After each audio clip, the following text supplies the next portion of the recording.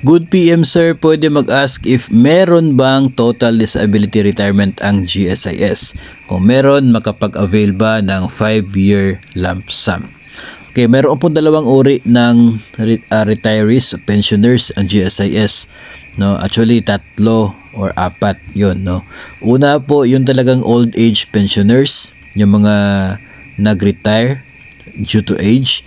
Tapos meron po tayong mga disability pensioners. Ito po yung tinutukoy dito sa atin pong sender. Of course, nandiyan po yung survivorship pensioner, yung asawa po ng mga namatay na GSIS pensioners, at yung dependent pensioner naman na siya po mga anak below 18 years old nang namatay na GSIS member. So dito ngayon mga master, pag-usapan natin ito pong disability pensioners. No, ito pong benepisyo na kanila po makukuha. Ito po ay para sa mga permanent total disability. No, hindi na po sila makapagtrabaho, permanent na po yung disability nila, kaya pwede po sila na maging pensioner agad ng GSIS. Narito po yung mga tinatawag na permanent total disability, no? Ito po mga complete loss of sight for both eyes, loss of 2 limbs or above the ankle or wrists, permanent complete paralysis of 2 limbs, brain injury resulting in incurable imbecility or insanity, and other cases as may be determined and approved by GSIS.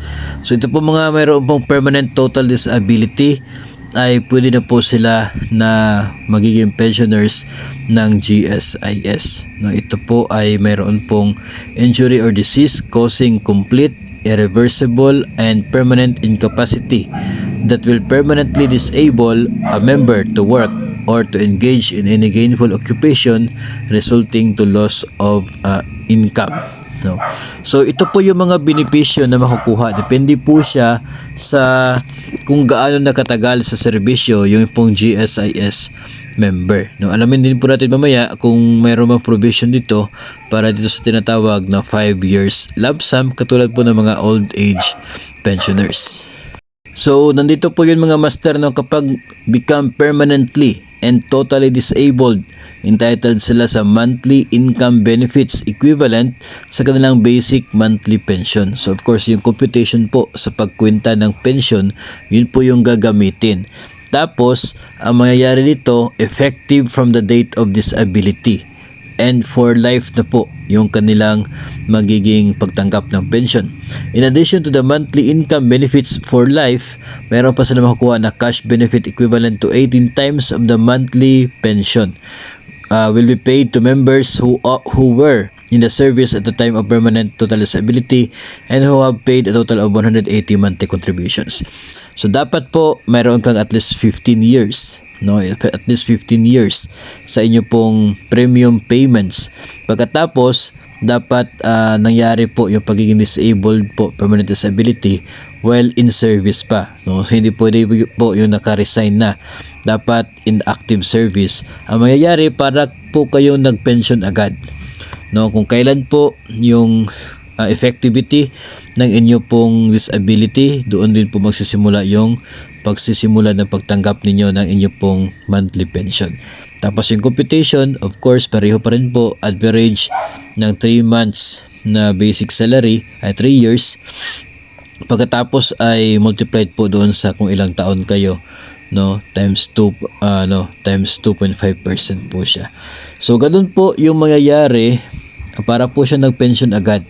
Yun ay kapag umabot na kayo ng 15 years. Pero kung below 15 years naman ay ganito po yung mangyayari. Kapag below 15 years mga master at ito po nag-become permanently and totally disabled, hindi pa umabot ng 180 months ang kanyang contribution, ay makatanggap siya only to cash payment equivalent to 100% of their average monthly compensation for each year of service with paid premiums but not less than 12,000 pesos. So wala po siyang magiging pension, no, kasi hindi pa umabot ng 15 years, hindi po maging bahagi ng disability pensioners. Ang makukuha lamang ay cash payment. So para ka pong nag-separate from service.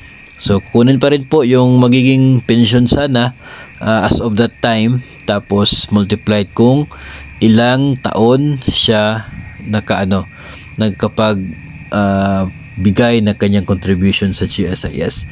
So kung 10 years ay kukunin yung average compensation, kukunin yung pension na computation multiplied by 10 years. So by 10, no, kasi 10 years po. So multiplied by 10, yun po yung makukuha na cash payment. Wala pong magiging pension monthly kung hindi po umabot ng 15 years yung total na contribution bago naging permanently disabled. So yun po yung masaklap dito, kasi kapag natanggap na po yung cash payment na yun, ay tapos na po, no? Wala nang responsibilidad sa atin itong si GSIS. And yun po yung nakasaad sa batas tungkol sa GSIS, kaya yun din po yung ini-implement po nila. So siguro po ay base po dito sa ating mga nakikita, nasa atin na po kung paano po natin ma-maximize yung pwede po nating maging benefits. Wag na po tayong nakadepende lamang, no, sa kung ano po yung makukuha from GSIS. Kapag mayroon na po tayong sapat na ideya na yun lang pala yung pwede natin matanggap from GSIS ayon po sa batas na pinapatupad ng GSIS. No, so ngayon, ito pong sa sagot po natin doon sa tanong kung mayroon bang magiging 5 years lump sum, ay wala, no? Wala pong provision dito tungkol sa 5 years lump sum, kasi yun po ay intended lamang para sa mga old age pensioners, yung mga nagretiro dahil po sa kanilang edad, no, dahil matanda na, nasa retirable age na, sila lamang po ang eligible for that lump sum pension.